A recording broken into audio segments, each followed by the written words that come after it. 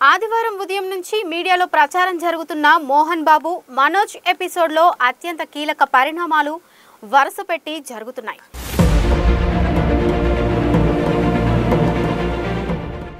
ఇందులో భాగంగా తనపై 10 మంది గుర్తు తెలియని దుండగులు దాడి చేశారని, తనకు ప్రాణహాని ఉందని మంచు మనోజ్ ఫిర్యాదు చేశారని చెబుతోన్న వేళ మోహన్ బాబు ఎంట్రీ సంచలనంగా మారింది.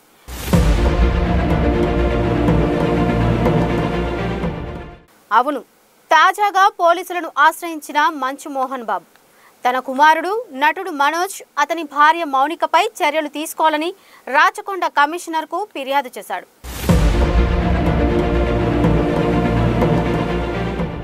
తన ప్రాణాలకు ఆస్తులకు రక్షణ కల్పించాలని ఫిర్యాదులో పేర్కొన్నారు.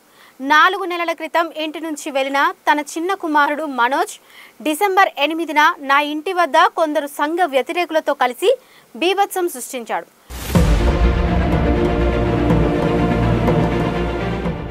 అదే సమయంలో మనోజ్ తన 7 నెలల కూతురిని ఇంటి పని మనిషి సంరక్షణలో వదిలి వచ్చాడు అని తెలిసింది.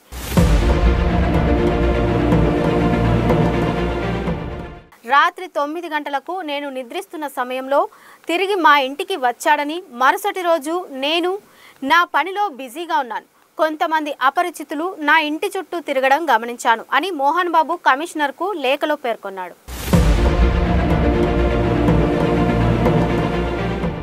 అదే సమయంలో మంచు మనోజ్ అనుచరులుగా చెప్పుకుంటున్న 30 మంది మాదాపూర్లోని నా కార్యాలయంలోకి ప్రవేశించారని, ఈ ఆస్తి మాదేనని, మా అనుమతి లేకుండా ఎవరు లోనికి వెళ్లకూడదని కార్యాలయ సిబ్బంది ఫోన్ చేసి చెప్పారని మోహన్ బాబు తెలిపారు.